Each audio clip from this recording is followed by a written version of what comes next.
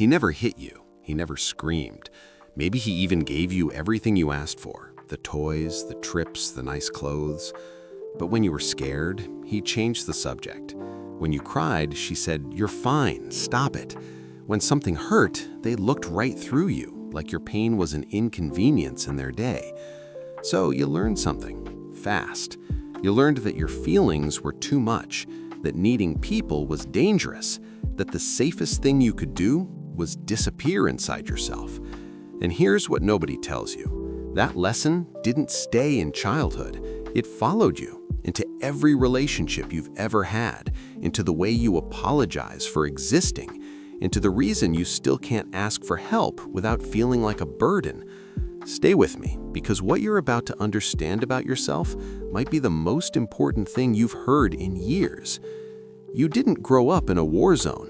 There were no dramatic scenes, no obvious villain, just a parent who was somewhere else, physically present, emotionally gone. Maybe they were consumed by work, by their own unhealed wounds, by depression they never named, by a phone, a bottle, a silence that filled every room. You'd come home excited about something, a drawing, a grade, a friend, and they'd nod without looking up. You'd have a nightmare and crawl into their room, and they'd sigh like you were interrupting something important. You'd try to tell them something hurt, and they'd say, "You're too sensitive, toughen up." So you did. You toughened up.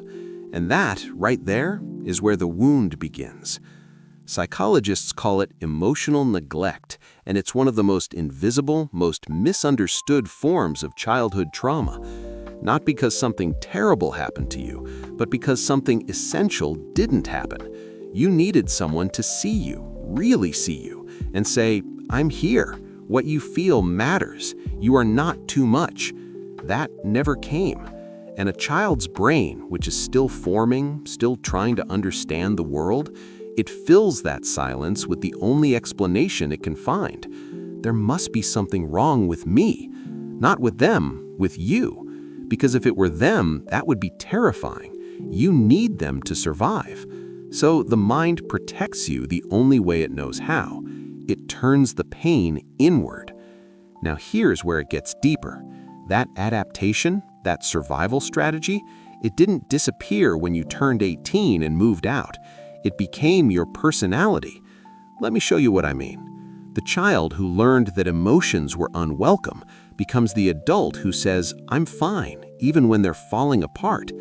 The child who learned that needing people leads to rejection becomes the adult who pushes everyone away before they get the chance to leave. The child who was never celebrated becomes the adult who feels like a fraud every time something goes right, who self-sabotages right at the edge of success. The child who had to be the calm one, the easy one, the one who didn't make problems, becomes the adult who cannot set a single boundary without a week of guilt and anxiety afterward. Do any of these sound familiar? Because here's what I need you to understand. This isn't weakness. This is intelligence. Your nervous system did exactly what it was supposed to do. It kept you safe in an environment where showing your real self felt dangerous. The problem is that environment no longer exists, but your nervous system never got the memo. Let's talk about relationships, because this is where it gets painfully real. When you grow up with an emotionally unavailable parent, you don't just learn to suppress your feelings, you learn what love feels like. And what it feels like is distance, is unpredictability, is working hard to earn affection that never fully arrives. So when you grow up, you seek that feeling again. Not consciously, never consciously, but you find yourself drawn to people who are a little cold, a little unavailable, people who make you work for it. And when someone is kind, genuinely kind, something feels off, too easy, suspicious, boring even, because your nervous system doesn't recognize safety as love. It recognizes tension as love. This is called repetition compulsion, and it's not a character flaw. It's your brain trying to finish an old story, trying to finally win the love that was withheld, trying to make the unavailable person choose you so that old wound can finally close. It never closes that way. But now, at least, you know why you keep going back. There's something else, something quieter, harder to name. Many people who grow up this way develop what's called a disorganized attachment, a push-pull pattern that confuses even the people who love them most. You want closeness desperately, but closeness feels terrifying. So you pull someone in, and the moment they get too close, you find a reason to push them away.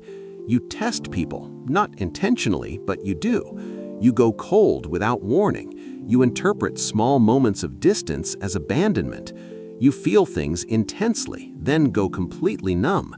And somewhere underneath all of it, a voice that says, if they really knew me, they would leave. So you keep parts of yourself hidden. You perform okayness so convincingly that people are shocked when you finally break, because you were trained from the very beginning to make your inner world invisible. Here's the twist that changes everything. You've probably spent years, maybe decades, trying to understand why they were the way they were, trying to find the explanation that makes it make sense. And maybe you found it. Maybe you know they were traumatized too, that they gave what they could, that they loved you in the only way they knew how. And that's true, and it matters. But here's what nobody says out loud. Forgiveness is not the same as healing. You can forgive completely and still flinch when someone raises their voice. You can understand everything and still feel your chest tighten when someone doesn't text back. Because the wound isn't in your mind, it's in your body. It's in your nervous system. It's in the automatic, lightning-fast responses before you even have time to think. And healing, real healing, isn't about understanding the past. It's about teaching your body that the present is safe. So what does that actually look like? It starts with one thing, and it sounds almost too simple. It starts with not abandoning yourself the way they did. When you feel something, don't immediately analyze it away. Don't say, I shouldn't feel this. Don't say, I'm being irrational. Just notice it. Name it. I feel scared right now. I feel lonely right now. I feel like I'm too much right now. That act of witnessing yourself, of saying, I see you to your own inner world, is the thing your nervous system has been waiting for since you were 5 years old. It won't fix everything overnight, but every time you do it, you're sending a new signal. You are allowed to exist. You are allowed to take up space. What you feel is real, and it matters. The second thing, and this one is harder, is learning to stay. To stay in relationships when they get close instead of running. To stay with your own discomfort instead of numbing it.